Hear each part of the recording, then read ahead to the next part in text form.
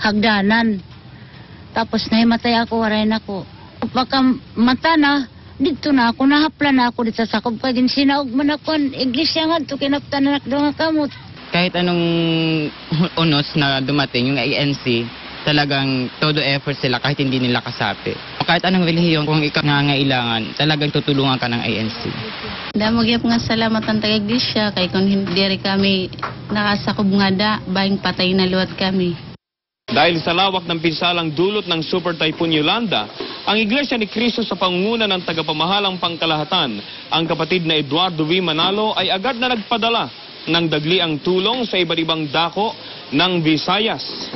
Narito ang report ni kapatid na Niel Bandong tungkol sa serye ng lingap sa Leyte at Samar. Malaking bahagi ng Visayas region ang hinugupit ng bagyong Yolanda. Bilang tugon, agad na nagpadala ang pamamahala ng Iglesia ni Cristo ng tulong sa mga nasalanta, kapatid man o hindi. Lahat po dito natulungan. Yung iglesia daw yung first time na nagbigay po ng relief goods. Salamat po sa Iglesia ni Cristo. Salamat sa mabigay ng relief goods at saka pagkain. Nagtungo sa mga lalawigan ng Leyte at Samar ang isang grupo ng mga volunteers upang mag-abot ng libreng serbisyo para sa kanila.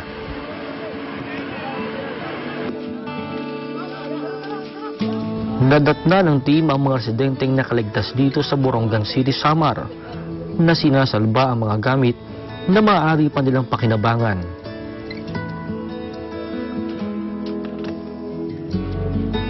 Higit nilang kailangan ngayon ang pagdamay at paglingap.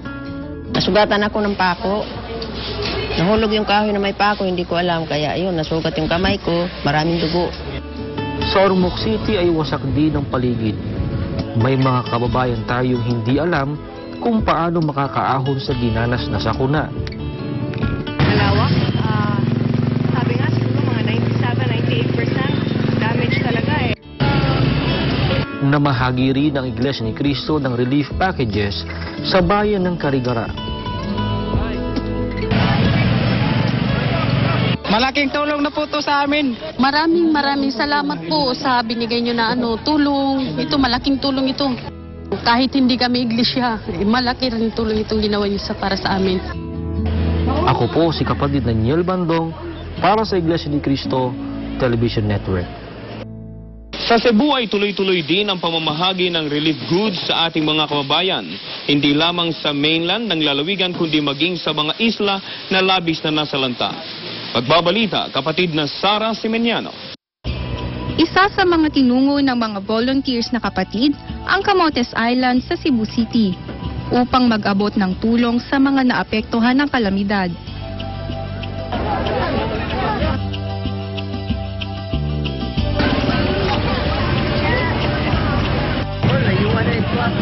Maraming salamat po sa Iglesia ni Cristo na pinanguluhan ni Felix Y. Manalo Foundation. Nagpasalam kami sa iglesia lang nag-donor din. Tinungo rin ng kinatawan ng Iglesia ni Cristo at FYM Foundation ang Bantayan Island na tinaguri ang Island Paradise in the Philippines na nagmistula na ngayong nawasak na paraiso.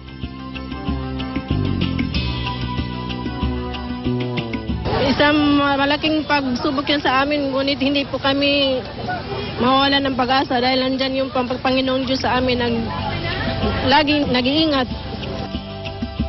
Sa ilalim ng sikat ng araw, sama-sama at tulong-tulong na nilingap ng team ang mga kapuspalan nating kababayan sa dakong ito sa pamamagitan ng pamimigay ng relief goods at libreng check-up. Magpasalamat namin sa Iglesia ni Cristo kung na abot og bantayan sa ilang tabang. Salamat po sa Iglesia ni Cristo. Nakatulong po sa amin. Nagpapasalamat po kami sa ating tagapamahalang pangkalahatan, ang kapatid na Eduardo V. Manalo, sa ganitong isinasagawang pag-aabot ng tulong, lalong-lalo na sa mga kapatid, maging sa mga hindi natin kapatid, para maibsan ang kanilang hirap sa buhay na naranasan bunga ng mga matitinding kalamidad na nangyari tulad nitong bagyong Yolanda. Salamat. Salamat kayo. Ako po si kapatid na Sara Simiñano para sa Iglesia ni Cristo Television Network. Magkakasunod din ang isinagawang pagtulong ng Iglesia ni Cristo sa ating mga kababayan sa Panay Island. Mabilis na tumugon ang mga ministro, mga may tungkulin at mga kapatid upang lingapin ang mga kababayang labis na nasalanta sa bayan ng Barotac Nuevo, Iloilo. Sa Kalibo, Aklan, tinungo ng mga biktima ng kalamidad ang gusaling sambahan ng Iglesia ni Cristo kung saan isa-isa silang binigyan ng relief goods. Maging sa labas ng gusaling sambahan sa Rojas City, makikitang nakapila ang mga hinagupit ng bagyo upang makabahagi sila ng relief goods. Ang lingap sa mamamayan ng Iglesia ni Cristo ay patuloy na isasagawa upang tulungan at damayan ang mga kababayan nating naapektuhan ng Super Typhoon. Ako po si kapatid na Joyce Evangelista para sa Iglesia ni Cristo Television Network. Samantala, nagpapatuloy ang repacking ng Iglesia ni Cristo sa iba't ibang dako ng ating bansa upang mas marami ang mga kababayan nating matutulungan. Si kapatid na Minalyn Lorido para sa mga detalye. Isinama ni kapatid na Wilson Tolentino ang kanyang mga kaklase sa isa sa mga repacking centers ng Iglesia ni Cristo na nasa San Antonio, Quezon City. Nagkasundo ang mga magkakaklase na kasalukuyang second-year BS Electrical Engineering student sa New Year University na tumulong din sa isinasagawang paggayak sa mga relief goods. Naisip ko po yung tuwa ng ating mga kapatid o ng ating mga kababayan na makakatanggap po ng tulong. Alam naman po natin na mahirap na po ang kalagayan doon. Kasi napag-alaman po namin na nangangailangan po ng mga volunteers para po makakatuwang sa pagpapak ng relief goods. Mahalaga siya kasi kahit na hindi man kami makapunta dun sa mismong lugar na nasalanta ng mga kalamidad, simpleng pamamaraan lang na makapaghanda kami ng mga gagamitin at makakain nila, masaya na yun sa pakiramdam. Mga anak naman ni kapatid na Lalia Gata ang kanyang isinama sa repacking center. Kinikilala ng kanyang buong sambahayan na pagsunod sa kalooban ng Diyos ang pagtulong sa kapwa, lalo na sa mga oras ng pangangailangan. Nakakita ko nga yung meron tayong relief dito, in a way na sabi ko hindi naman makarating sa Tacloban para tumulong. Sabi ko sa mga anak ko, sama ko dito sila para sa pamagitan ng pagtulong namin dito, parang nakatulong na rin kami sa kapatid natin. Hindi lang sa mga kapatid natin sa Tacloban, kundi para sa mga nasalanta ng bagyo. Ilan lamang sila sa mga volunteers na walang sawang pumupunta sa mga repacking centers ng Iglesia ni Cristo tulad ng narito sa San Antonio, Quezon City. Pinalalakas nito ang pag-asa ng mga kababayan natin sa kanilang ginagawang pagbangon pagkatapos ng trahedya. Sa ganitong paraan, naipakikita nila ang pagdamay at pagtulong, kapatid man sa iglesia o hindi. Puspusan pa rin ang pagre-repack ng mga kapatid dito sa repacking center ng Iglesia ni Cristo dito sa San Antonio, Quezon City. Tuloy-tuloy ang paggawa ng mga volunteers na kapatid mula sa iba't ibang lokal ng Iglesia ni Cristo. Nagpapatuloy rin ang pagdating ng iba't ibang mga donasyon mula sa mga kapatid bilang pagtugon sa patuloy na panawagan ng tagapamahalang pangkalahatan ng Iglesia ni Cristo, ang kapatid na Eduardo V. Manalo, na lingapin ang mga kababayan nating sinalanta ng Super Typhoon Yolanda. Ako po si kapatid na Minalyn Lorido para sa Iglesia ni Cristo Television Network. Hindi humahanga sa mga material na bagay ang pagtulong at paglingap ng Iglesia ni Cristo. Sa pagkasangkapan ng Diyos sa tagapamahalang pangkalahatan, ang kapatid na Eduardo V. Manalo agad na nagpadala sa Visayas ng mga ministro at manggagawa na may kasanayan sa pagtuturo tungkol sa Critical Incident Stress Management. May report si kapatid na Lovell Diaz. Habang sinusulat ang balitang ito ay umaabot na sa 3,976 ang kumpirmadong nasawi, habang 1,578 naman ang hindi pa natatagpuan. At mahigit 2 milyong pamilya ang naapektuhan sa iba't ibang mga lalawigang pininsala ng bagyong si Yolanda. Kalunos-lunos ang mga tanawin sa mga dakong nasalanta. Wala kaming pagkain. Wala kaming inumin. Lahat kami wala dito. Tulungan mo kami. Mga bahay na nawasak, mga pamilyang kulang sa pagkain, mga kaulila sa mga mahal sa buhay, Hindi maikakailang ang ganitong sitwasyon ay nakapagdudulot ng kawalan ng pag-asa sa marami. Kaya naman, hindi lamang ang pantawid gutom ang kailangang ihatid sa kanila, kundi mga pagpapayo o counseling na magpapalakas ng kanilang loob at bubusog sa kanilang isip at damdamin. Hayag na hayag sa maraming mga tao na ang Iglesia ni Cristo ay agad na tumutulong sa mga kababayan nating nasalanta ng kalamidad. Subalit kinikilala ng pamamahala sa Iglesia ni Cristo na kung paanong kailangan ng mga kababayan nating nasalanta ng kalamidad ang kagyat na tulong para sa kanilang pangangailangan sa araw-araw at sa kanilang pangangailangang medikal, ay kailangan din nila ng mga pagpapayo upang magkaroon sila ng tamang pagpapasya at tamang pananaw ukol sa pagsubok na kanilang pinagdaraanan. Kaya't ang pamamahala sa Iglesia ni Cristo ay naghanda ng isang lalong komprehensibong programa para lalong makatulong sa mga kababayan nating nasalanta. Ang lahat ng mga social workers, psychologists, mga guidance counselors, at lahat po ng may background sa psychology ay ipinatawag po sa isang pagpupulong. Ito po ay ipinahintulot ng ating tagapamahalang pangkalahatan bilang paghahanda po natin sa anumang isasagawang stress debriefing kapag dumarating po ang mga kalamidad. Sa awa at tulong po ng ating Panginoong Diyos, naging matagumpay po ang isinagawang stress debriefing sa pangunguna po ng mga ministro.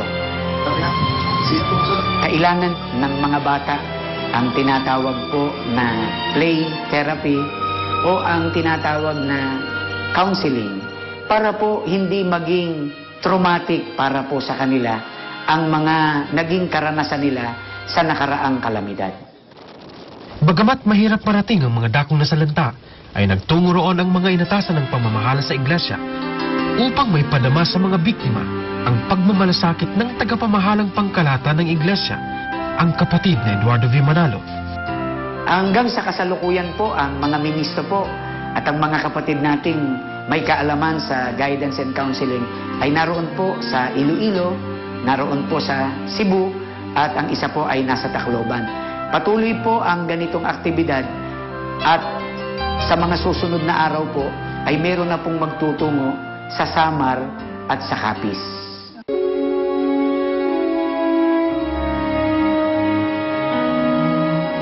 Ang higit sa lahat na kailangan ng mga lingkod ng Diyos, lalo na ang mga nagdaraan sa ganitong malaking pagsubok, ay ang mga pagpapayong espiritual upang sila'y lalong maghawak sa pangako ng Diyos at may pakipaglaban ang kanilang pananampalataya. Nagpapasalamat po kami dahil sa unang-una mahal po kami ng ating Panginoong Diyos. At nagpapasalamat po kami sa tagapamahalang pangkalahatan dahil hindi po kami nalimutan. Nagagalak ang bawat isa sa amin sapagkat nararamdaman po namin yung pag-ibig ng Diyos na ipinadadaloy sa pamamahala ng iglesia. Yung aming pong puso ay naririto pa rin sa aming paglilingkod sa aming karapatan sapagkat alam po namin na habang nariyan po ang pamamahala na ginagamit na kasangkapan ng ating Panginoong Diyos, ay makapagpapatuloy kami sa aming mga paglilingkod at hindi po kami pababayaan. Kakayanin po namin ito. Makakaya po namin. Basta nandyan po ang Ama, ang Panginoon Diyos, ang pamamahala. Hindi po kami pababayaan. Abangan sa programang Paninindigan ang mga kwento ng matibay na pananalig sa Diyos ng mga kaanib sa Iglesia ni Cristo sa harap ng mabigat na pagsubok na kanilang pinagdaraanan.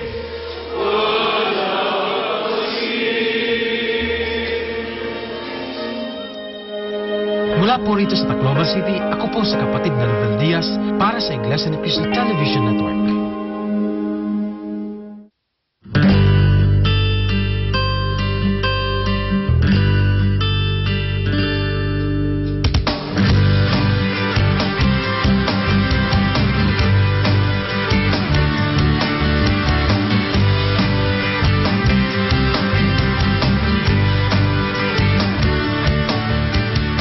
June 19, 1965, kasabay ng pagkakalikha ng bagong syudad, ang Palayan City ay ang pagkakadeklara nito bilang bagong kabisera ng lalawigan ng Nueva Ecija.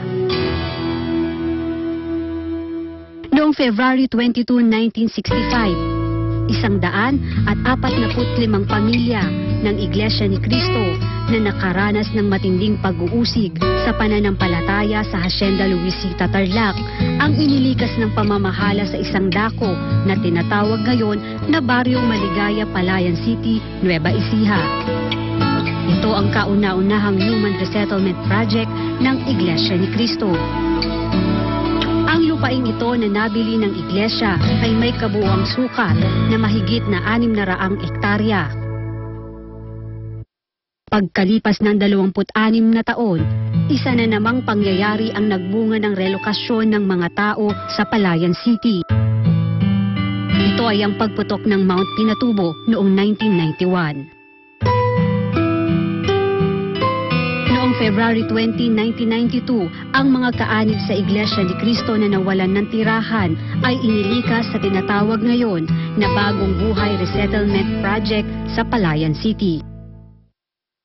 Hindi lamang napagkalooban sila ng tirahan at ng lupang bubungkalin, kundi tinuruan sila ng pagsasaka at iba pang mapagkakakitaan para mabuhay sila ng marangal at maipagpatuloy ang masiglang paglilingkod sa Panginoong Diyos. Maraming livelihood projects ang naganap dito mula pa noon at nagpapatuloy hanggang sa kasalukuyang panahon. Kaugnay ng patuloy na pagmamalasakit ng pamamahala ng Iglesia ni Cristo sa mga kapatid sa dakong ito ay ipinatayo ang ikalawang garment factory sa pamamagitan ng Unlad Kabuhayan International Incorporated sa pakikipagkaisa ng Felix Y. Manalo Foundation Incorporated. Ngayong mga taong ito na nagkaroon ng mga kalamidad sunod-sunod sabay-sabay, ay agad na nagpasya ang ating tagapamahalang pangkalahatan na asikasuhin ang ikabubuhay ng mga kapatid. Kaya sinikap niya na maitayo ang ganitong mga garment factory. Itong ikalawa, ang unang garment factory na itayo ay doon sa Gasparines, Cavite, na kung saan ay mahigit na 1,000 kapatid na walang hanap buhay ang nabigyan. At dito ay 1,000 kapatid ding mahigit ang mabibigyan ng hanap buhay, na ang mga kapatid na ito ay talagang walang hanap buhay. Ngayon, natutuwa sila sapagkat sa pamamagitan ng ating tagapamahalang pangkalahatan ay nagkaroon sila ngayon ng matibay na hanap buhay. Hindi lamang ito ang kanyang ipinasyang gawin ukol sa hanap buhay. Itinayo din niya yung tinatawag nating eco-farming. Mas malaki yun kaysa rito. Sapagkat ang eco-farming ay ang mga pagsasaka, iba't ibang mga produkto ng farming. Nitong nagkaroon ng malaking disaster sa ating bansa, yan nga Yolanda, agad-agad ay inisip ng tagapamahala natin na bumuo ng isang proyekto na kung saan ay mabigyan ng hanap buhay yung mga naging biktimang kapatid ng Yolanda. Awa ng Diyos ay meron tayong lupa sa Samar na 1,000 hektarya. Yun ngayon ang iniatas ng kapatid na Eduardo Manalo na isipin kung ano ang magagawa natin na hanap buhay. Sa pamamagitan ng garment factory na ito ay maraming taga Nueva Ecija na makikinabang. Pagka po dumarating ang mga kalamidad dito, hindi po naiiwasan nga na napipinsala ang kabuhayan ng mga kapatid sapagkat ang karaniwang kanilang pinagkakakitaan ay ang pagsasaka.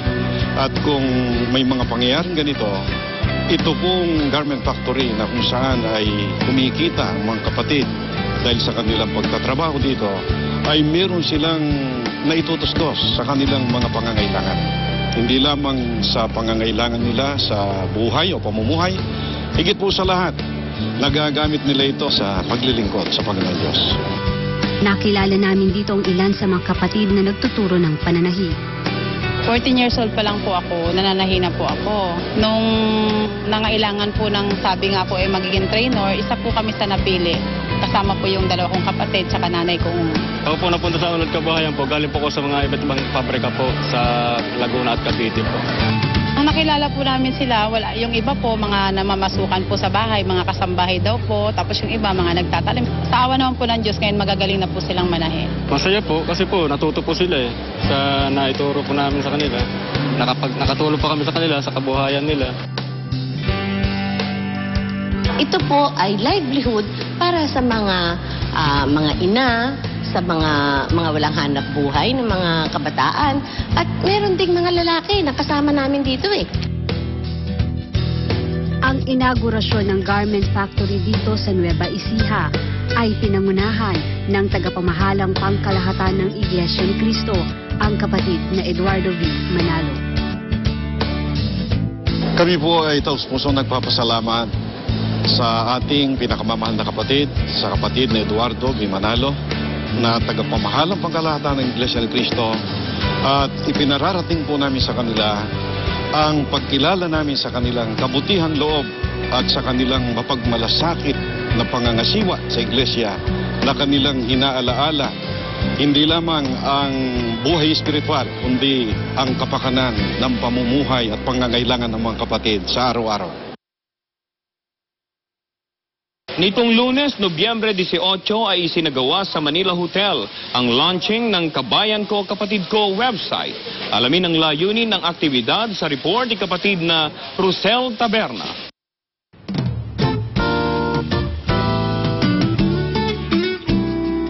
Nagtungo dito sa Manila Hotel ang mga panauhin at ilang media practitioners upang saksihan ang formal launching ng official website ng Iglesia ni Cristo. It is my pleasure and honor to welcome you all to this special occasion.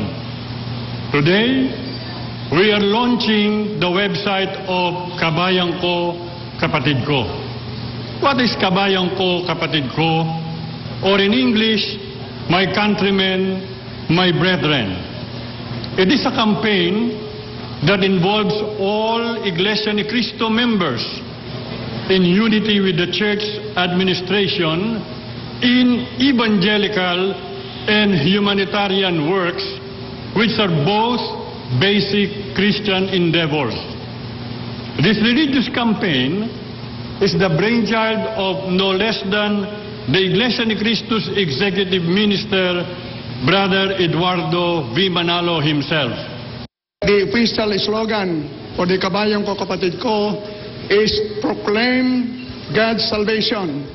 In Tagalog, itanyag natin ang pagliligtas. Napakalaking tulong itong website na ito. Hindi lamang para makita nilang lahat ng impormasyon na nangyayari sa iglesia, kundi higit sa lahat, yung aral na iglesia. Pwede silang magsiyasat, magtanong, magsuri dyan sa ating website. Let's go now to the website. We have in our menus, first beginning with, here in the upper left, About INC. The next, the mission, referring to the mission of Kabayan Ko Kapatid Ko. And next to that, on the menu bar, we have In Action, as well as Testimonial.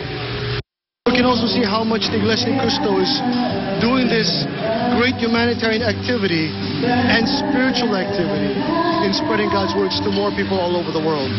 Ang website na ito ay inilunsad ng pamamahala ng Iglesia ni Cristo sa pamamagitan ng grupong Active. Ang Active po ay ang Alliance of Computer Technology and Information Volunteers. Ito po ay pinanukala ng pamamahala para po pagsuporta sa mga organisasyong kapisanan sa loob ng iglesia na nangangailangan po ng information technology. At kasama nga po dyan itong paggawa ng website ng Kabayan Ko Kapatid Ko. Nagsagawa ng press conference sa pangunguna ni kapatid na Jose Ventilacion, ministro ng Ebanghelyo. Diyan sa ating website ay makikita nila ang iba't ibang mga sections na nagpapaliwanag kung ano ang Iglesia ni Cristo. Dahil sa may mga websites din na kung tawagin natin ay pseudo websites na inaangkin nila na yun ay website ng Iglesia pero hindi naman pala. So, ipinisya ng ating tagapamahalang pangkalahatan na magkaroon na ng official website ng Iglesia, lalo na nga dyan sa pagpapaliwanag ng ating sinasampalatayan ng aral. nagkaroon din ng audiovisual presentations upang lalo pang maunawaan ang layunin ng programang ito. Nakita ko siya nung present doon sa kanina, doon sa may website. Mula Pilipinas at saka sa ibang dako ng mundo pa. Malaki na itutulong ng INC. Nakita ko nga nung meron kayong project, recently lang yata bago yung bagyo. Marami natulungan. Kasama po natin ngayon si Rida Reyes ng GMA7. Tanungin lang namin, ano bang masasabi mo sa proyekto ng Iglesia ni Cristo na kabayan ko, kapatid ko, at ngayon ngang araw na ito na maglo-launch na kami ng official website? Yes. Actually, magandang pagkakataon to, no? Natuwa ako na meron kayong platform na magagamit ninyo para para ipahayag hindi lang sa mga ka-iglesia, pati sa lahat ng Pilipino and even all over the world, yung particular purpose, objective, mission ng Iglesia ni Cristo. Kasi syempre parang it's a form of evangelization also. With what's happening sa nangyayari sa atin ngayon, parang talagang pinatunayan din ng Iglesia ni Cristo na handa kayo to go beyond borders, beyond religion, beyond churches para tumulong. So nakita ko kanina sa website yung mga humanitarian assistance missions na ginawa ninyo. Hindi lang for this particular purpose na Yolanda, kundi yung mga nakakaraan. Oo. Ang extensive. Yung launching maganda siya. Like for me, hindi naman ako INC member, pero I'll get to know some information from the website itself. Kasi, for example, yung mga information like bakit hindi sila kumakain ng dinuguan. So kasi basically hindi natin nababasa yun sa mga regular textbook. So from the website, malalaman natin. So malaking pa siya information dissemination, lalo na yung mga churches, makikita rin doon. So nice naman yung yung web. Napakaganda nung at hikain nila na tumulong. Kasi, for example, kahit hindi INC members, talaga ina-acknowledge nila, ina-appreciate nila, tinutulungan nila, na which make me think na parang minsan gusto kong mag-shift talaga kasi yung devotion din ng each member na talagang every Thursday or Saturday, if I'm not mistaken, talagang dapat, alam mo yun, mag-attend. Yung passion talaga nila, yung mga individual INC members, talagang nandun. Tsaka pag INC members ka, parang ang gaan ng loob mo from one another. I'd like to, of course, thank our brothers, the ministers who helped open the event, the program, and to help us preserve the memories of this very important event. We will now follow with a picture taking of the website staff.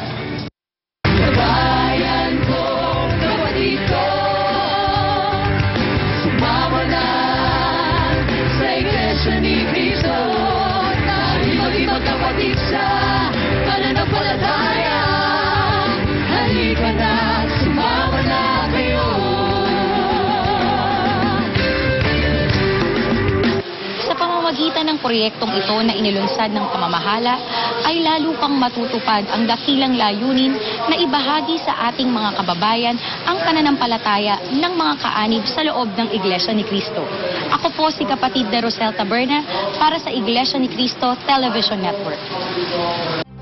Inyong napanood ang ilan sa mga pangyayari sa Iglesia ni Cristo nitong mga nagdaang araw at ang bahagi ng ginawang pagtulong sa mga kababayan nating napinsala ng nagdaang bagyo.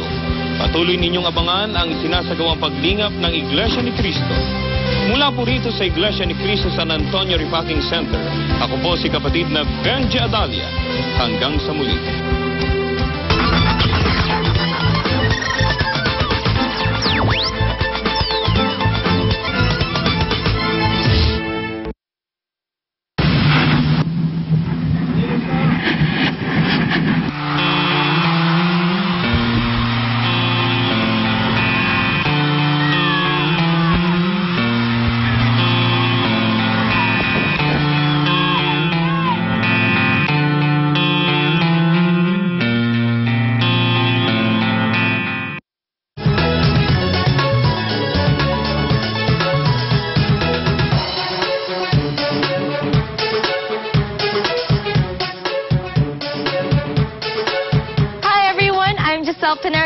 Please continue to watch CMB by request, where the music is inspired by faith. We'll have a lot of cool songs for you on our next episode. See you soon. Bye.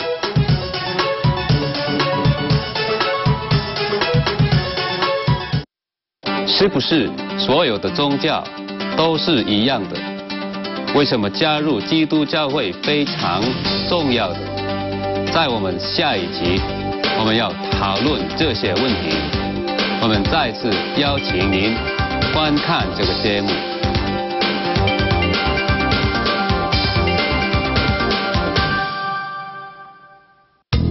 Sa kabila po ng mga nararanasan natin sa mundong ito, gaano kahalaga na ang masumpungan sa atin ay ang pamumuhay na banal at nakatalaga sa Panginoon Diyos? At paano naman po natin makikilala ang nagtataglay ng gayong pamumuhay? At ano po ang kinalaman nito sa nalalapit na araw ng paghuhukom? Pag marunong ka sumunod, sundin mo lahat ng utos. Everything You will not go wrong. You will never go wrong. God is always there to guide you, to support you, to be with you at all times. All time. Ang may papangako lang namin, mananatili kami isang matibay na kaanib sa loob ng Iglesia ni Cristo. Sasampalataya. Maglilingkod, na patuloy maglilingkod habang kami malakas, habang kaya po namin, maglilingkod po talaga kami. Yan po ang sama-sama nating alamin dito sa programang Pasugo.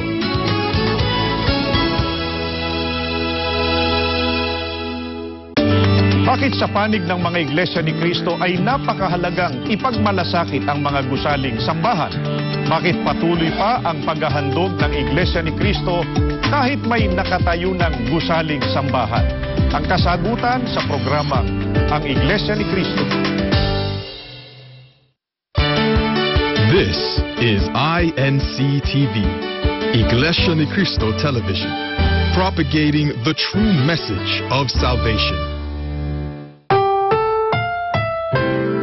Ang susunod na programa ay rated PG. Ito ay nangangailangan ng patnubay at gabay ng magulang para sa mga batang manonood.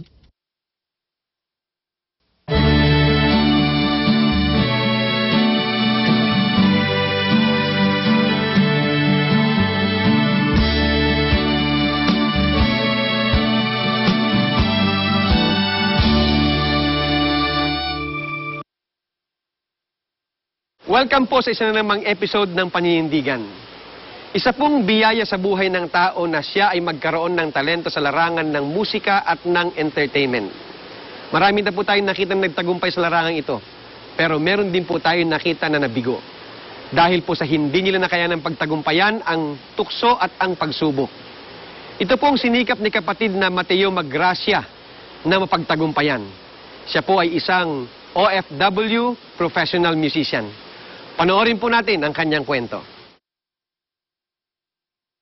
Music is my life, God-given talent. Naging mga awit ako sa pagsamba ng kabataan sa lokal ng Pasay. And then, professionally, na-involve ako sa music. 1974, naging member ako ng banda. Ang biyayang talento ng Panginoon Diyos, naging tiket ni Kamati para makapaglakbay sa iba't ibang bansa. Isa siya sa mga OFW professional musicians na nagbibigay karangalan sa talentong Pinoy sa harap ng mga banyaga. Yung first trip ko since 1976 sa Japan. So maraming lugar sa Japan na puntahan ako. And then sa Korea, sa Saipan, Hong Kong at Taiwan. Sa kabila ng nakalulungkot na pagdami ng bilang ng mga nasisirang pamilya ng mga OFW, matagumpay namang napanatili ni Kamati na buo at payapa ang kanyang sambahayan. I met my wife nung 70s. She joined the band. Siya ang singer namin. And then we fell in love at maganda nun, kapatid siya, iglesia siya, kaya hindi ko na pinakawalan. Mag-asawa kami, kasama kami sa banda. Hanggang sa dumating yung time, 80s na, we decided to split na sa band at kaming dalawa na lang ang nag-travel back to Japan sa mga hotels na lang, sa mga lounge. Ako ay may 3 anak, 2 babae at 1 lalaki. Sa awa at tulong ng Diyos ay payapa at masaya naman sila. Yung 2 tapos na, yung bunso ko ay kasalukuyang nag-aaral ng Masscom. As of now, my wife is in Canada. Magto 2 weeks na siya. Miss ko nga eh. Musika ang isa sa mga nagpatibay sa ugnayan ng kanyang sambahayan, kaya't iningatan niya ito at pinagyaman sa loob ng halos 3 dekada. Before, ang mga banda ay plakahan. Yung bang gagayahin mo talaga yung boses, yung music, so from folk, from rock, at pops, lahat. Pero lately, after 80s, 90s, of course, may changes na sa music. So, kami as a professional musicians, sumasabay. Nanonood ako sa mga YouTube, yung mga mahusay ng mga gitarista, pianista, magagandang melody, pinakikinggan ko yan, kumukuha pa rin ng idea.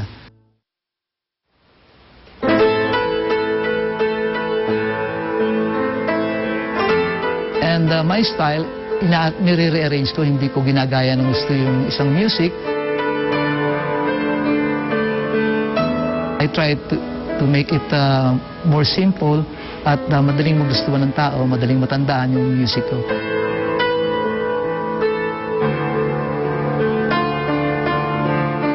Ngayon, maraming magagaling ng musicians, mga bata pa, pero yung mga old school na kagaya ko ay naroon pa rin.